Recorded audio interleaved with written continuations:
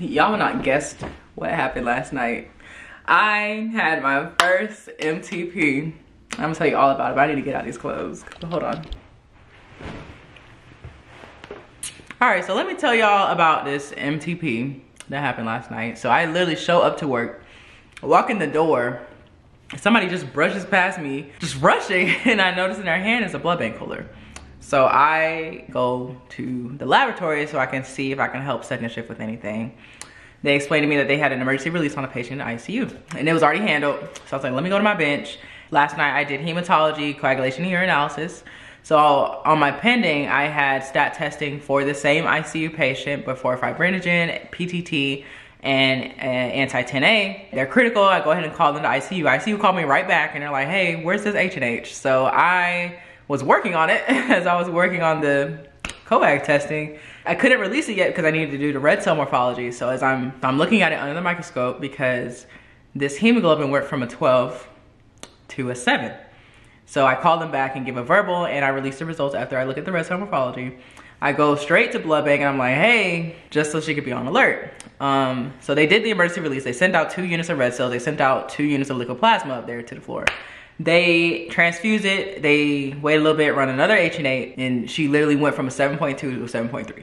So I go back to blood bank again. I'm like, hey, nothing's changing. This patient's not improving. So as soon as I do that, we get a call from ICU, the house supervisor. She lets us know that the doctor is now calling an MTP. This means the doctor, the nurses, and the laboratory all work together as fast as possible to get this patient stable. This is a massive transfusion protocol. The lab's part is to prepare red cell units, plasma, cryo, platelets, whatever they need, and we get it to the floor as soon as possible. So as soon as that happens, the tech that was in blood bank, she starts working on red cells, and I work on the liquid plasma. We do our rebacks, we put everything in our cooler, in the respective coolers. We send the first round out the door. So now this patient has had 4 units of red cells, 4 units of plasma. We start on round 2, which is another red cell, 2 more red cell units, and I start thawing the FFP. We get ice and everything, and we get the next 2 coolers set together. It takes about 30 to 40 minutes to thaw plasma, so we did another round of liquid plasma. So now this patient has had 6 units of red cells, 6 units of plasma. I'm thawing the next FFP. The nurse come back for the next cooler. We got the FFP ready. We got the next units of red cells ready. We're just moving and moving and moving and moving as fast as possible, getting the stuff out the door as fast as possible. And now we're about 2 or 3 hours into this MTP. I have yet to even really go back to hematology or microbiology because I was manning both of those departments last night, but I was just trying to help with this MTP. So the next thing on the MTP was platelets, a unit of platelets.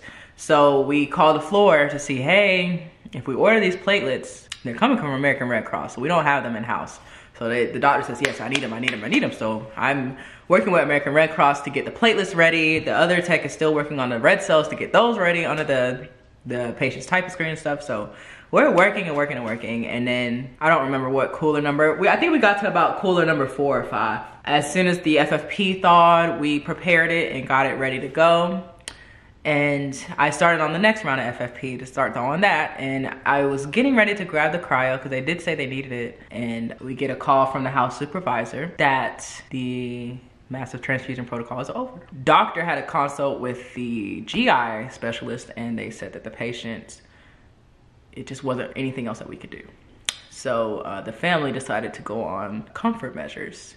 It was really sad in the moment. I'm still sad about it, like, just like borderline tears because the patient passed away. But at the same time, I'm really proud of how things were handled and how big on communication we all were with each other, like the doctors, the nurses, and the laboratory. Like we were all on the same page to do the best that we could for this patient. Like I said, this was my first MTP. I've dealt with emergency releases before. It's just bad communication with the lab and the other departments. So it just usually leaves me frustrated after those. But after tonight, I'm really proud of how things went. I feel like we in the laboratory, I don't know what happened on the floor, but we in the lab did the best that we could for this patient.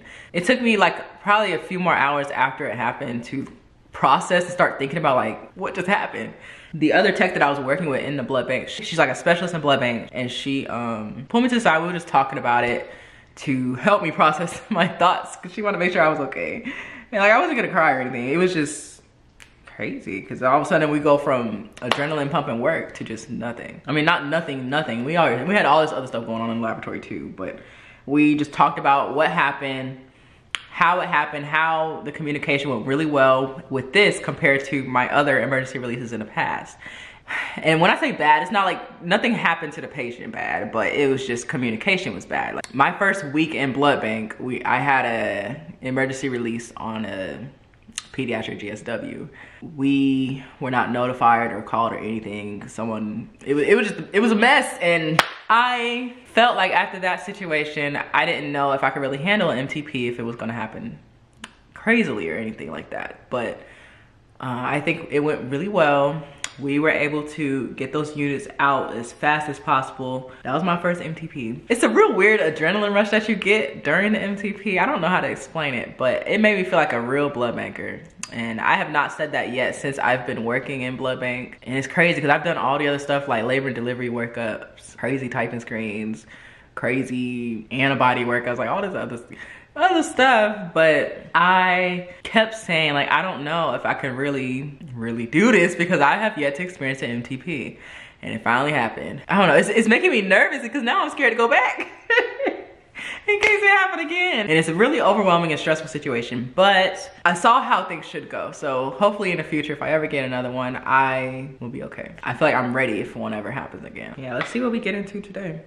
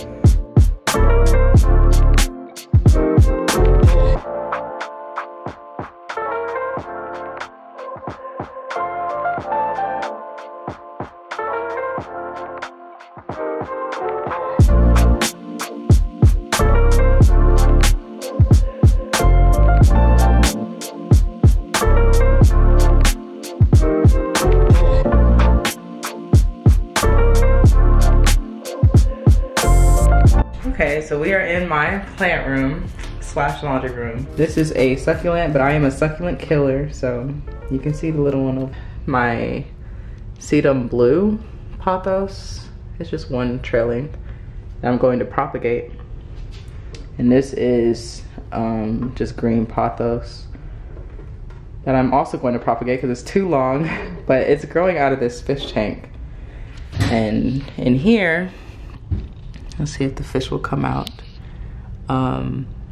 I just have some snails, as you can see, and some guppies in here. This is an aquatic plant that you see. There's actually 3 aquatic plants in here, but they're intertwined all together, so it's just a mess. And then I have another pothos down here. I tend to neglect them, and it makes me really sad because now that I'm working this night shift, I really don't have a lot of time to take care of them like I want to. But I'll just give you a quick little plant tour. Don't judge me. They looking real rough. My heart-shaped philodendrons. They are struggling and they are trying to grow, but they just can't, just because I'm not able to give them enough water, and they're looking rough. Got some new vases for my plants. Look. Isn't that cute? I should have got more. They're so freaking cute. And then I got these as well. Look at the little root. Oh my gosh.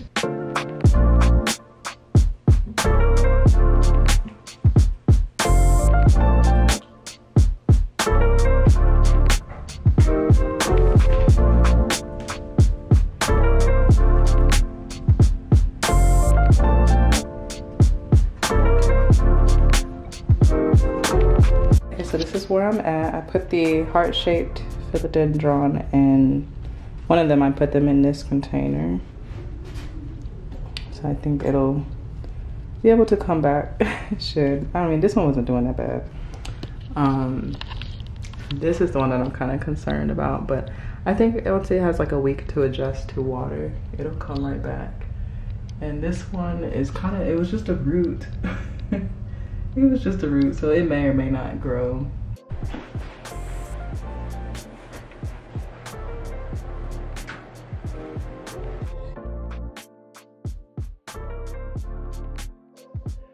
I think the chair came out pretty good.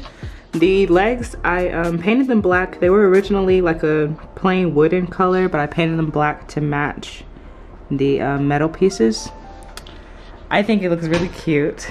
And I did add my palm plant over here, which the only thing I really use this cart for is to hold my camera, like to hold my camera when it's not in use, and to hold like my camera accessories like the battery and my tripod, which I'm using it right now. But that's all I really use this cart for. I don't know if it really goes with this chair, but honestly, I'm not like a decorator type of person. I just want functional things. I need it to be functional. That's all that really matters to me. I did have this poster set that I wanted to put on the walls behind the chair, but I don't know if that's like, I don't know if it's gonna look good, so I just haven't done it yet. Maybe I'll put them up another day. All right, so next on the to-do list is my hair. The dreaded wash day. So the first thing that I usually do on wash day is a deep conditioner or hair mask. I'm going to use this green tea mask today. I'm gonna use this Main Choice Restorative Spray. I'm gonna start with that.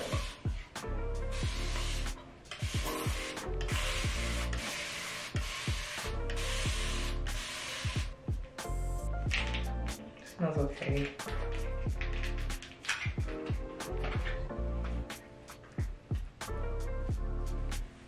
I don't know, it's like lately, I keep buying these deep conditioners that don't smell good. So it makes me not really want to use them.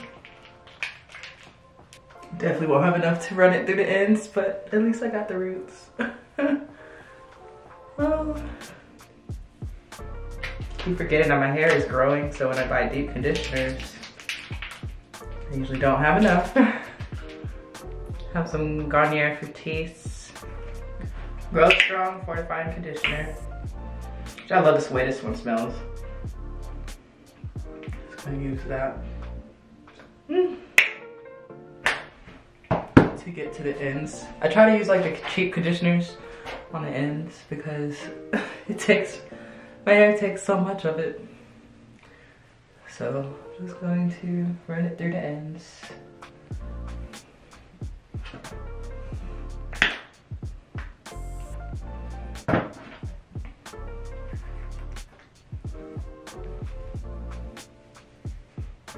It's already 3 a.m.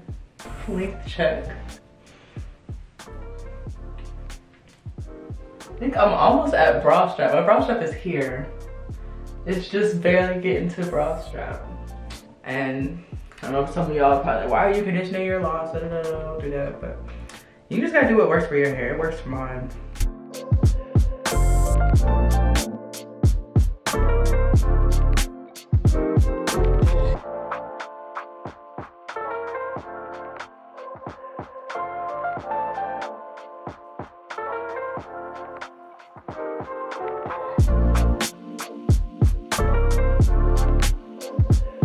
Okay, so it's exactly 5:45. I just finished washing my hair in the morning. Lately, I just don't really like wearing my hair straight, so I'm gonna put in some chunky braids, and hopefully they'll dry by the time I go to work. And I have a 12-hour shift coming up tonight. I'm going in at 6. I don't think my hair will dry in time, but I don't know, we'll see. Hopefully I can be to sleep by 9 a.m. so I can get at least 7 hours of sleep before I gotta go in this evening. So let's see y'all later. I don't know why I thought them braids was gonna dry in a few hours, but let's get ready for work.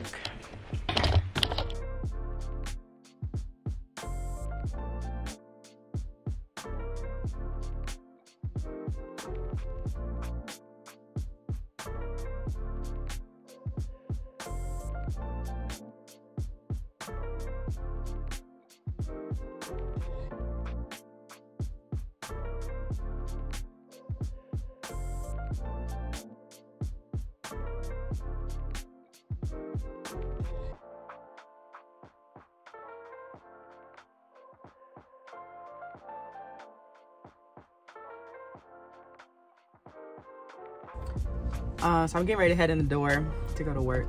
But I was taking some time to just drink some tea, but I want to show you guys this scrub hat that I have. It has buttons on the side for your mask, so I don't have to hurt my ears all night.